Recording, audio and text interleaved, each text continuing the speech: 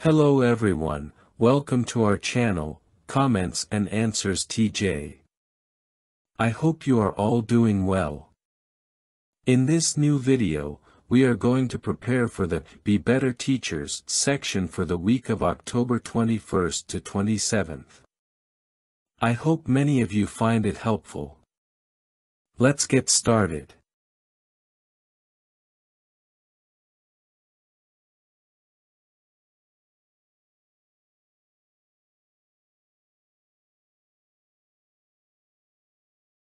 Alright, let's begin with starting conversations. Door to door. Smiles and knocks on the door. Good morning.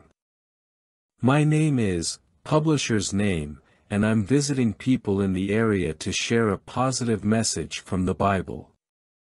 How are you today? Smiling politely but a bit doubtful, crossing their arms. I'm good, thanks. What is this about?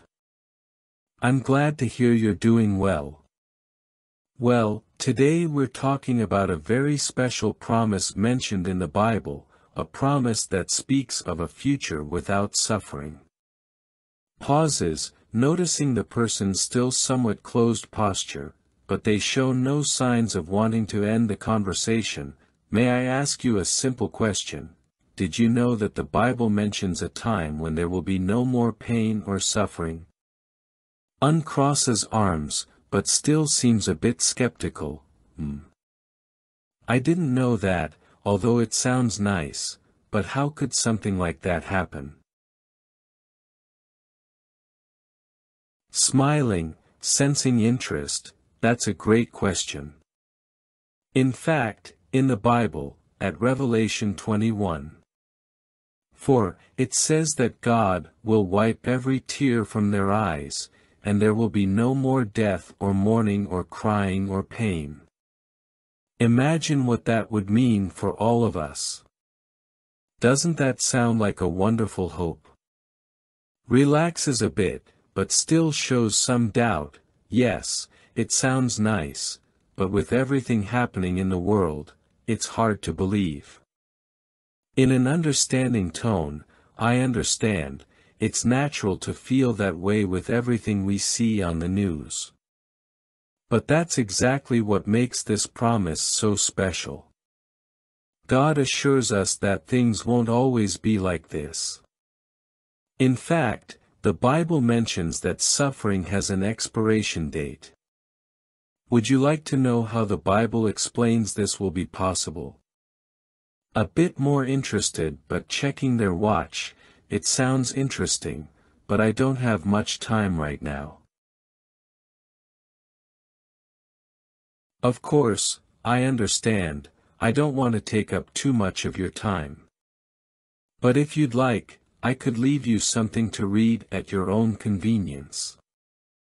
Pulls out a magazine or pamphlet. This material explains more about that promise and how it can affect all of us. And if you ever have any questions, I'd be happy to come back and chat. What do you think? Smiles and takes the pamphlet. Sure, I'll take a look. Thanks. Thank you. Have a great day. Now, let's move on to making return visits. Door to door. Knocks on the door with a smile, remembering the previous conversation.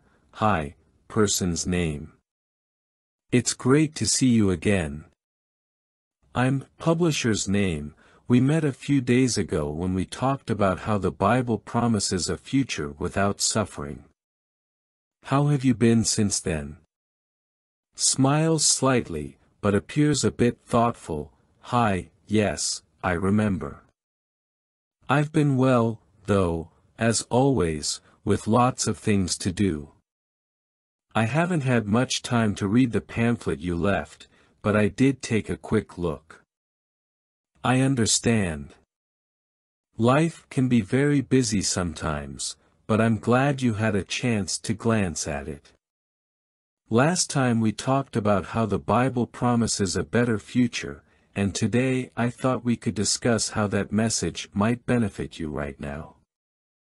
I remember you mentioned being concerned about everything happening in the world. Would you like to know how the Bible could offer you inner peace, even in difficult times? Showing a slight interest but still a bit skeptical, inner peace. That sounds nice, but I'm not sure how the Bible could help me with that. That's a great question. The Bible doesn't just talk about the future, it also contains principles that can improve our lives right now. For example, it teaches how to manage stress and anxiety. Take a look at what it says in Philippians 4:6-7. Open's Bible, it says, "Do not be anxious about anything, but in everything, by prayer and petition, with thanksgiving, present your requests to God. And the peace of God, which transcends all understanding, will guard your hearts and your minds in Christ Jesus." This verse shows how we can find peace by trusting in God. What do you think about that idea? With a thoughtful look, interesting. I guess I sometimes struggle to trust in something beyond myself, but I could definitely use more peace. In an empathetic tone, I completely understand. Many people feel the same, especially when things seem out of control. But one of the reasons I thought of offering you a Bible course is because I've seen how it has helped others find more peace and direction in life, even during tough times. The course is designed to help you see for yourself how the Bible can help you, not just in the future, but also right now. More interested, and how does this course work? It's very simple and flexible. We can use a guide that covers important topics, and we can meet at a time that's convenient for you. We could start with something short, like the topic of finding inner peace. It's an interactive study, step by step. There's no cost, and you decide when and how much you want to go over. Would you like to give it a try? Thinking, but with a slight smile, it sounds interesting. I'm not completely convinced, but I think I could give it a try. I'm glad to hear that. I'm sure it could offer you a lot. How about we schedule a brief session for next week? It can be short, just to give you an idea of how it works. Sure, next week could work. We can try and see how it goes. Perfect. I promise it'll be useful and relaxed. Thank you for your time, and I'll see you soon. Thank you. See you next week. Now let's move on to explaining your beliefs. Role play. Topic: Has the Bible been changed or manipulated? Smiling as they sit down with the person. Hi, person's name. Last time we talked, you mentioned that you found the Bible's message interesting, but you had doubts about whether it has been changed or manipulated over time, right? Yes, I've heard that the Bible has been altered over the centuries, so I'm not sure if it can be trusted as it is today. It's understandable that you'd have that concern. Many people think the same. But how about we use an everyday example to understand it better? Sure, what do you have in mind? Imagine you're writing a very important letter to a friend who lives in another city. You want to make sure the message you wrote arrives exactly as you wrote it.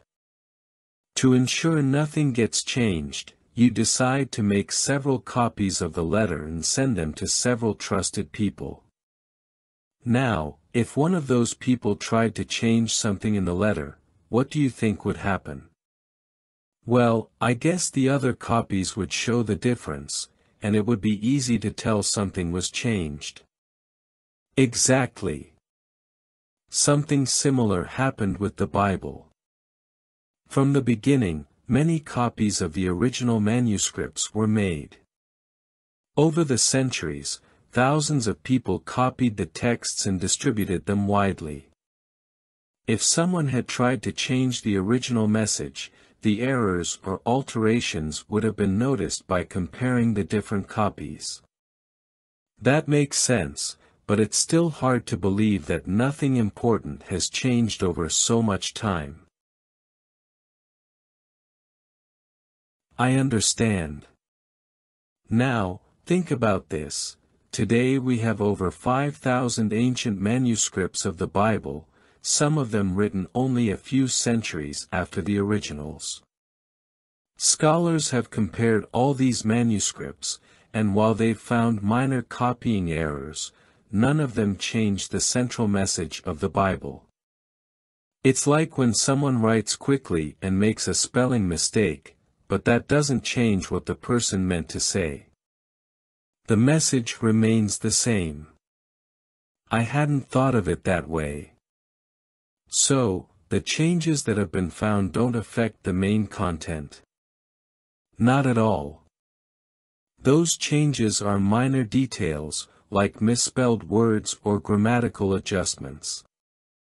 But the essential message, Jesus' teachings, God's promises, and moral principles hasn't changed. It's like a history book. Even though there may be small variations and additions, the history itself doesn't change. I see. I hadn't thought of the Bible like that, as something that's been well preserved. I'm glad you see it more clearly now. That's why we trust that what we read today in the Bible is the same message God inspired from the beginning. Even though a lot of time has passed, its message has been carefully preserved. And that gives us confidence that the Bible remains a reliable guide for our lives today. That sounds reasonable. I think I understand better now why the Bible is still so relevant. Well, those were the examples of the presentations for this week's Be Better Teachers section. I hope it's very helpful to you, my dear brothers and sisters. I send you a big hug, and may Jehovah bless and protect you always.